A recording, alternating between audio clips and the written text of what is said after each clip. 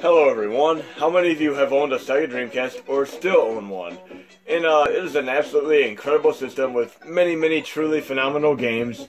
It didn't survive against the juggernaut known as Sony and the PlayStation 1, but I absolutely love the system. I played many games on it, from Phantasy Star Online to Hydro Thunder and Soul Calibur, list goes on. But those of you in the United States might recall that there's an awesome game called House of the Dead 2, but we didn't have the luxury of playing a Lycon with it because it was canceled due to the Columbine shooting massacre of 1999 in Colorado, United States. I mean, they decided to blame anyone and anything for the violence that happened at that high school.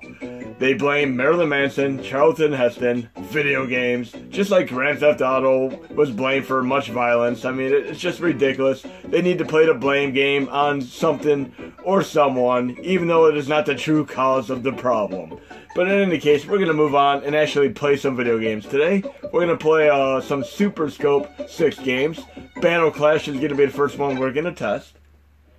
And we are running this with a mouse via OTG device and USB host. And of course, I'm going to do a little tutorial at the tail end of the video to show you how to configure this so that you guys and gals can enjoy this on your own end. And I have to say, I have very limited experience with this. I used to work at a video game store, and my main experience with this is when a kid came in and wanted to test it out, and we checked it out on the display monitor there, and I got to play Battle Clash and the game that came with it. That's it. So we're going to try these out today, and some of these are going to be my very first time ever playing them. Okay, let's check this out here. And some of you may have seen my previous NES classic where I was doing Lycon games on FCEUMM core, playing Duck Hunt, Hogan's Alley, and all them good games like that. Lycon games play surprisingly well on the mouse. It is incredibly fun.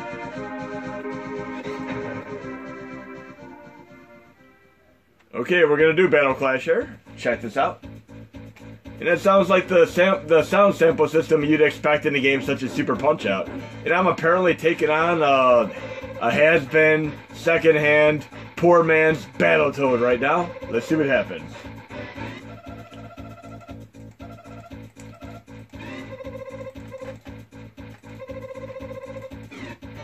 Okay, here we go.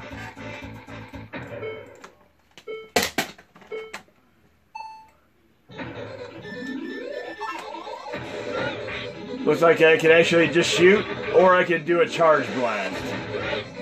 Again, I'm using the mouse and it's playing extremely well. Very satisfied with the precision and control here.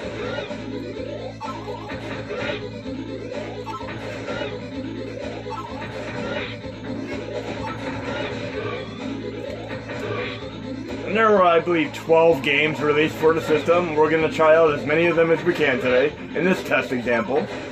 Some of them I've never played before, so I'm really hoping they play well and handle well on the system.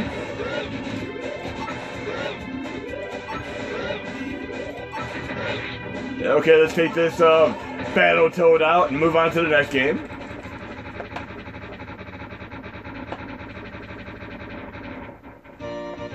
Okay, one down. Let's see how many more we have to go. And I'm playing these on the SNES9x Bright core right now. We're going to move on to the next one. But so far so good. I'm having very precise control and very happy with the results right now.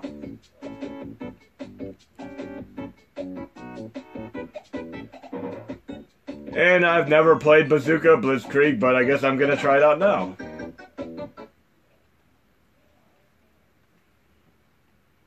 I've always been a tremendous fan of light gun games. I mean, the first time I ever played Gotcha for NES, I was very ecstatic. I actually absolutely love the ability to use the controller as well as the light gun. You can move left and right. You could actually scroll back and forth as you're controlling the light gun with your right hand. It was a really cool experience. But imagine if we would have had a light gun in the United States for the Dreamcast. I mean, I would have loved to play games like Silent Scope on the light gun. Now, I have to say, I still own my Nintendo Wii. And a majority of the games that I own for it are actually light gun games. Many of them I discovered simply by going to Dave & Buster's, which is a restaurant / arcade in the United States. I'm not sure if it is in other countries or not. But I've got, like, I played the House of the Dead games there. I played a great Wii game called Ghost Squad. I'm going to play this on Expert. I'm going to do each and every one of these on the ultimate difficulty today. But yes, I have a Wii game called Ghost Squad, which is fantastic. Even when you beat the game, you can unlock a mode where all the enemies are females with bikinis. It's really silly. It kind of harkens back to the earlier days of playing Metroid and unlocking the Samus Aran, should I say. Okay, I'm playing on Expert here. Let's see if I can fare well.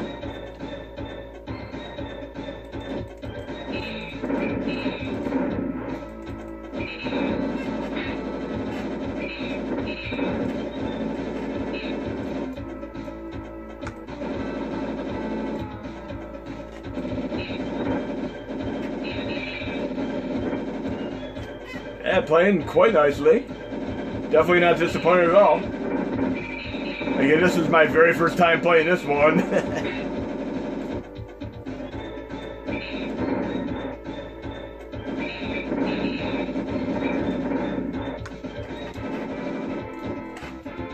I believe they could have succeeded a lot more with the Super Scope if they would have done licensed games such as Metroid or Zelda. Kind of like they did the Zelda crossbow game for the Wii. Still one of my favorite gems. But I just looked at my Wii collection and I'd have to say 75% of the games are actually light gun games. I picked up every single one of them I could, from the House of the Dead to Ghost Squad, the Link crossbow game. But pretty interesting here. And I'll probably do another video and try to showcase some of the light gun games on my Wii. And I still love the Wii because it has the backwards compatibility with the GameCube. Because I have to play my F-Zero GX, which is one of the most challenging games ever made, right along and right up there with Ninja Gaiden Black, which is my favorite game.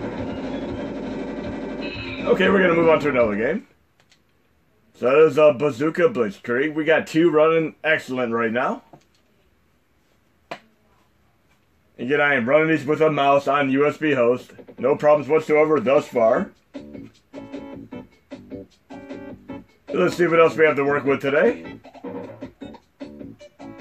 Okay, what do we have here? Hunt for Red October. I guess you could play with the normal controller as well as do mini games with the Super Scope. We're not going to test that right now because I really don't want to have to try to get to the mini games in the context of this video. But surprisingly, this game right here, Lamborghini American Challenge, has light gun support. How many racing games do you know that have light gun support? That is a true oddity and something I definitely have to check out for myself. I have to experience this. Not quite sure what to expect here. Is it going to be like a spy hunter game or such? There we go, we got the sample system that you'd expect in a Punch-Out game yet again.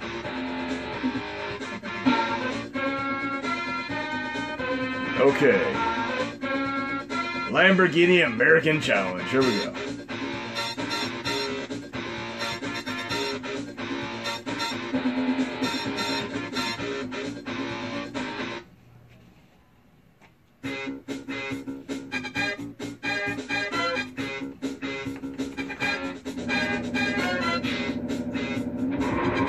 Very interesting.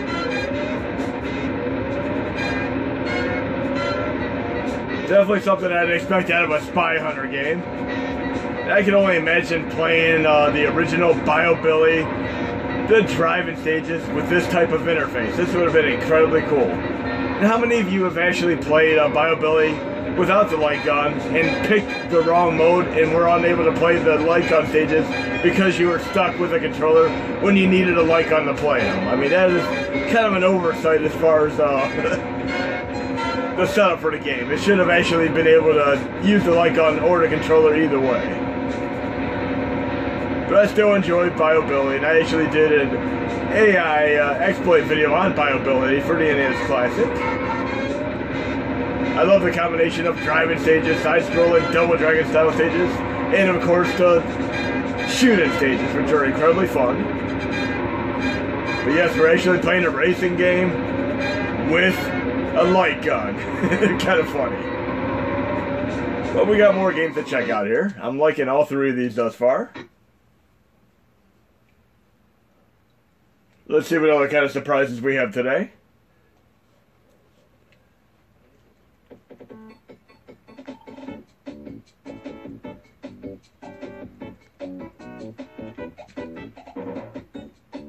Metal Combat Falcon's Revenge. And for the record, there are typically two ways you can run light guns. One would be the old setup, where you can actually point at the TV, and if they are CRT TVs, they can actually pick up and detect the gun. But nowadays, LCD, LED, plasma TVs, they are unable to do this because of the constant display. So we have to use sensors with, like we do with the Wii and such, and the PS4.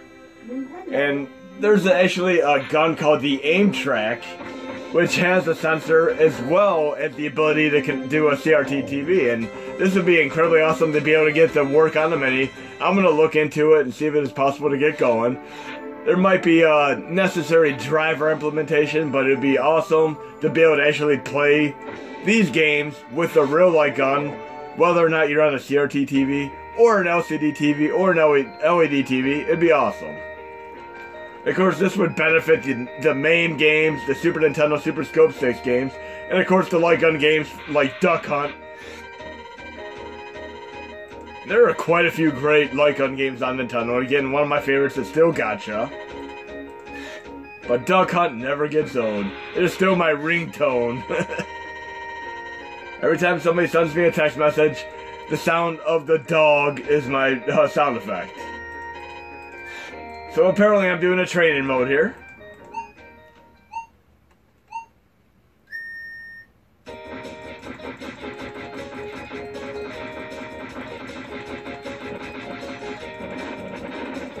So far, all the games I've been playing are incredibly upbeat. They're not even the least bit violent, as you would expect a light gun game to apparently be by lobbyists and parents who blame them for violence. These are just cutesy shoot-'em-up games that I'm playing right now. And again, 3D is a gimmick that keeps coming and going, but I really do feel that light guns should make a comeback. I want them to see them have a comeback, because even the Sega Master System had some great light gun games. Nintendo, and unfortunately, I never got to play. A light gun game on Dreamcast, even though there was a Japanese light gun that you could import. I would absolutely love to play House of the Dead 2 on Dreamcast with the light gun, but they blocked it out, so you can't do it in the United States, unfortunately.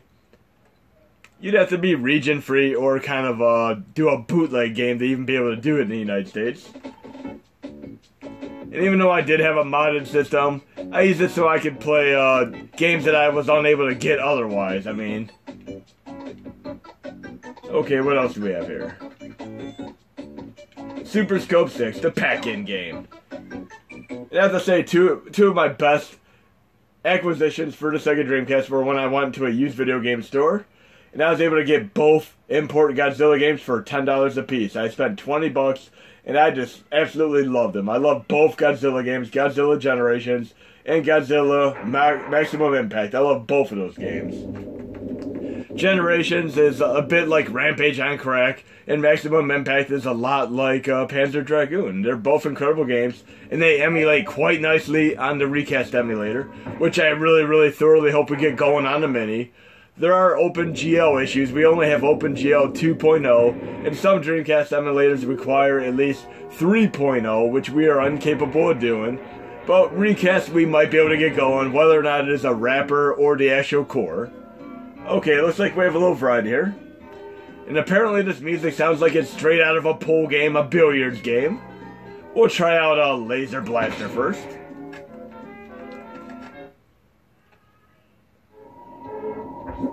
I'm gonna do Confront, I guess. I'll pick the most difficult level. I'm gonna go for the high challenge factor in each and every one of these games today.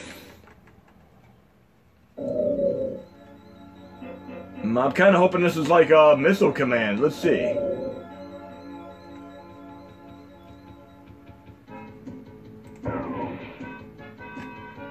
And speaking of violence, you might remember when they tried banning Manhunt 2 on the Wii because of the hacking motion that your controller would have from the motion controls.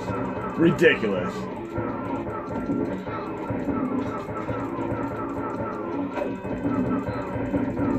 Not too bad. Not quite Missile Command, but still fun thing. And like many of the earlier Atari games like this are incredibly fun. To try to see how high of a score you can get, and then pass it off to somebody else, a friend, a loved one, family member, and kind of seeing what kind of score they could get. Even when I used to own the original Atari 2600, which back then was just called the Sear Telegames when I got it, we had a game called Target Fun, which was renamed in other countries, but it was incredible just being able to have both of you have a controller and shoot targets and see who got the higher score. That competitive nature of the high scoring system is always incredibly fun, particularly in any type of shoot 'em up game. Here we're going to try one of these other ones in here and see what else we have here. So there were two different types of games I could select from. I'm going to try Blastress next. Looks like I have a Whack-A-Mole and apparently a Tetris style game. Let's try Whack-A-Mole real quick.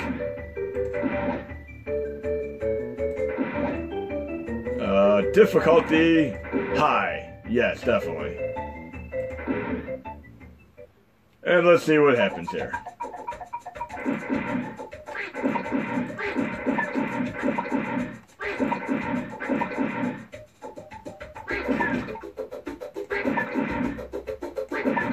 Not too bad. Okay, we're going to try the other one. I'm going to restart one more time. We're going to try out the Tetris style one. I remember when I used to go to Chuck E. Cheese many years ago, and all the fun things from Chuck E. Cheese, such as playing the original games like Robotron. I absolutely love playing Robotron 2084 in the arcade. But skee-ball is a really fun thing too, and I remember the tickets that you got from playing skee-ball were not really tight in the machine. I could literally just get a firm grip on them and pull a couple hundred of them out at a time. I typically just give them to some other kid that happened to be there. But I always found that funny that you could go to Chuck E. Cheese and literally just pull the tickets out because there's nothing truly securing them in place. I'm going to try hard difficulty again.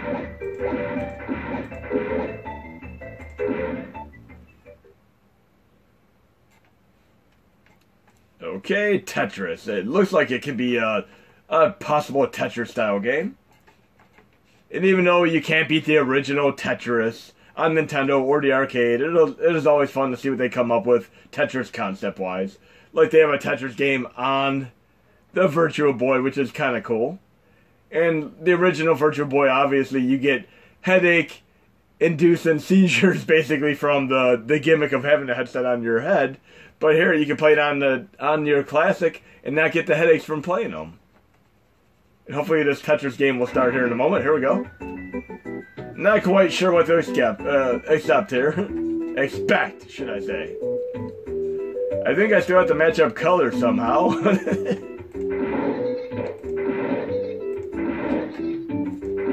It's definitely something I'm going to have to come back to and check out.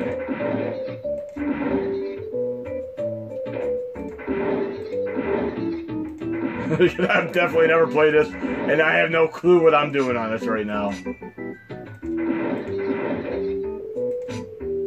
But I'll definitely come back and check it out. But we're going to move on to some more games here. As I mentioned, there actually is a very unique Tetris game on the Virtual Boy, which plays on the Mini quite well. I think the best game you could possibly play, Virtual Boy-wise, which plays incredibly well, is the tennis game. But the Tetris game is not at all bad either. I'm going to load that for a quick minute here. Hopefully I'll have the core installed so we can check this out. Virtual Boy 3D Tetris. Again, it doesn't give you the headaches that the original might give you from playing more than a few minutes at a time. You could actually play it for quite some time, just like any other game on the Mini, and not get headaches from it. You even see the thing on here, it'll show it, you'll see.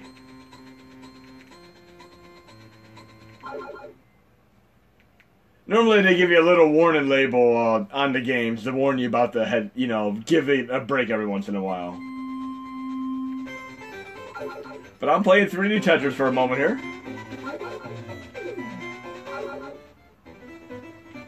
And I find this incredibly cool as a gimmick. Even though it was a complete flop as a system, it is still really cool to see what they did with many of the games. And I mean, they got everything you can imagine on the system, but Mario Tennis is definitely the best one to check out.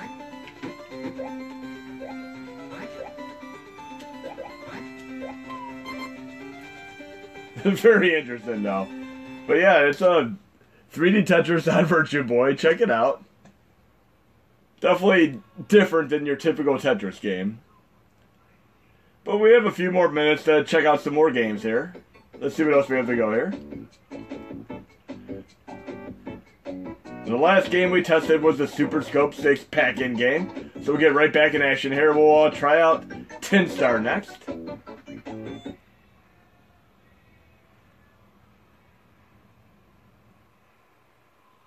And I can see the cover art here. It looks like a very, very different kind of character.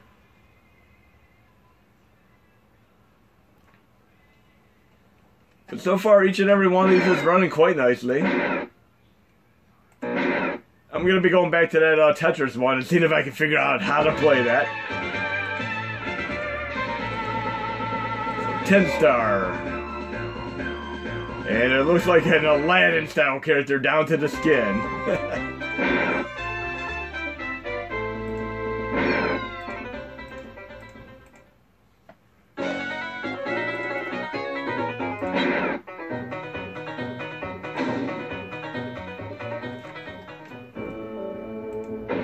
It's starting to remind me of a game that I had on the Wii that I really enjoyed, and actually had previous games on Super Nintendo and in the arcade that were similar to it.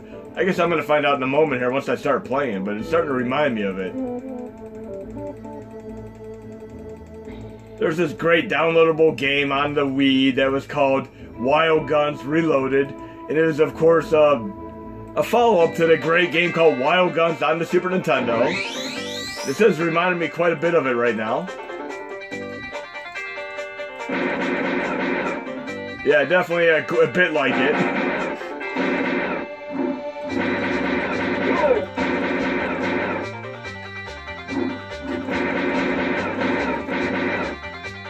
Very, very interesting game.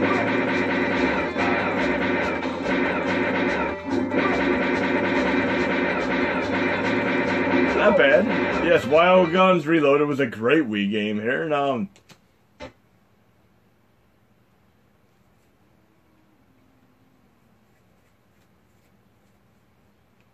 we're going to move on to some more games here. See how many more we have left to test here. We got Wild Guns there, because I happened to watch a little video of Tin Star, because I do recall seeing that game in action before. And it definitely reminded me of Wild Guns, so I had to put a few games like that on here. We're going to try X-Zone right now. Wild Guns is one of my underrated gems of a Super Nintendo game. I mean, everybody knows about your Pilot Wings and Super Ghouls and Ghosts, Contra 3 Alien Wars, but how many of you have actually played Wild Guns? There's a whole subset of on-rail shooter-style games that are like that, and I'm going to show you a couple of them in this video here, because we got a few minutes left. I'm not sure what to expect with this game yet. X-Zone. Okay.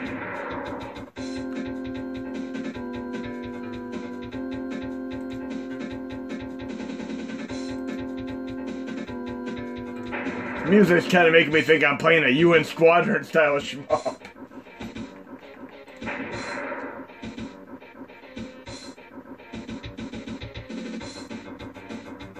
Okay, it looks like we have a little bit of Mode 7 style stuff here. Oh, I can dig this. It is a shmup after all. Pretty cool. Called X-Zone.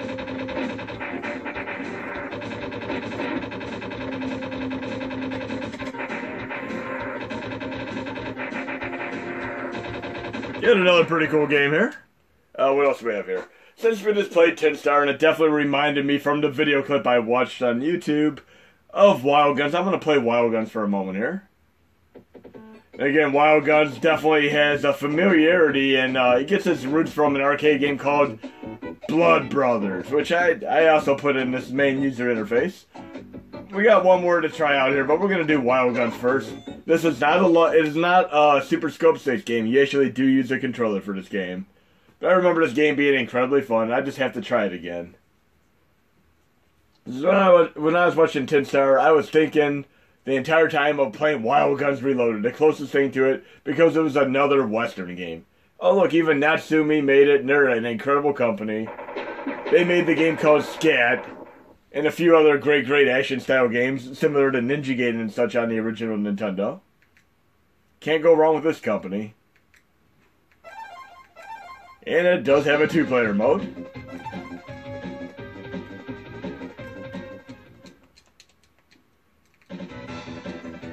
But yes, one of my underrated gems on the system.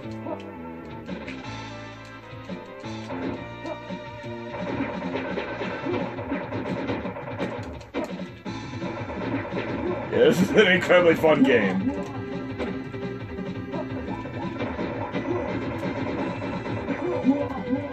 And I'm not doing too good right now. You can actually do a dodge roll and everything. I mean, it has quite interesting controls for this style of game.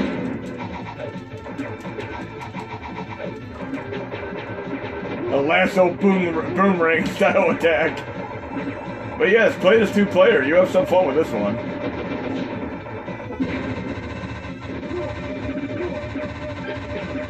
But yeah, if you have a Wii and a Virtual Console, check out Wild Guns Reloaded, which is also incredibly fun.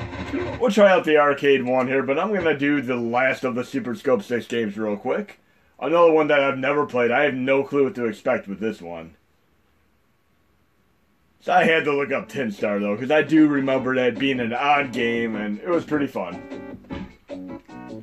So here we go. We're going to check out the last of the Super Scope 6 games that I have in my user interface here. Yoshi's Safari.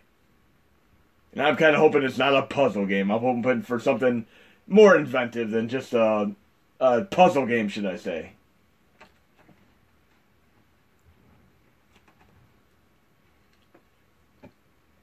Okay.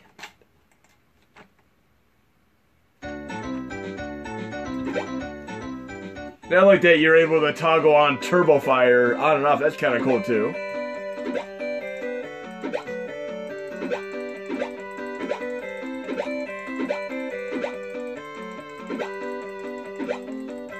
And speaking of that, Wild Guns and Blood Brothers, there are other arcade games that are just like that. Particularly Nom 1975. That's an incredible one. Dynamite Duke. I mean, like I said, there's a whole subset of these style of games, and there's maybe a dozen of them that I can think of off the top of my head.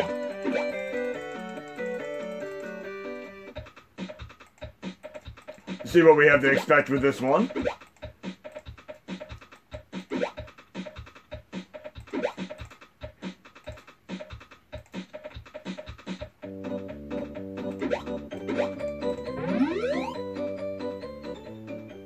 And I'll try to fit in, like I said, the tutorial portion of how to set up your mouse with OTG so you can play these games. Now, this would have been great if they did this with something like F-Zero or Metroid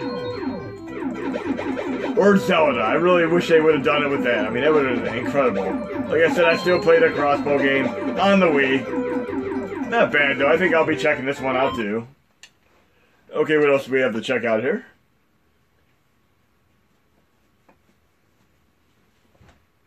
Like I said, Blood Brothers is an arcade game, which is very, very similar to Wild Guns. So we're going to check that out for a quick moment. Arcade Blood Brothers from 1990. And I've always been a fan of each and every game that's like this. I mean, Operation Wolf, Cabal, Dynamite Duke, Nom 1975. I'm definitely going to have to do another video with a bunch of these, because these are just incredibly fun to play. Games that are, for essentially like gun games, but you're able to use a controller to play them. They're all fun like this.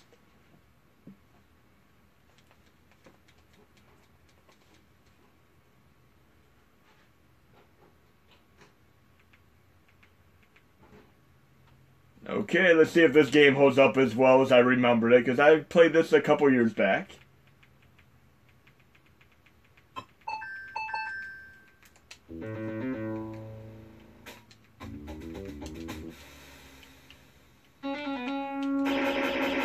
You can definitely see that Wild Guns took inspiration from this really cool game.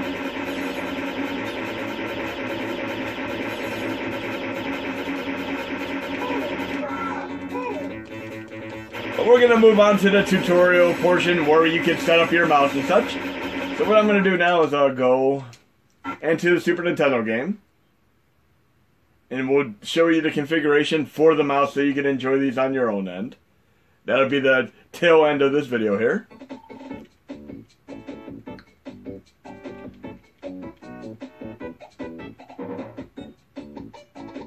So we get to a Super Nintendo game again real quick. We'll load X-Zone one more time and then we'll go into the options to configure the mouse. And obviously you're going to need a mouse and an OTG device and USB host in order to do this. So once I have the core open, which I am running SNES9x Bright right now, I'm going to go into Controls, Quick Menu, Controls. I'm going to set the second device to Super Scope. And I'm not going to do anything here at all. Instead, I'm actually going to go to the second option here, Input User 2 Binds. Then I'm going to go down. And essentially you're going to go down to like the 26th one. You're going to see right here where you have the user 2. And it shows like the -4 NA and such. But right here's the 26th one and the 27th one. And if you click a button, you can actually see what they do. I'm going to click the button here.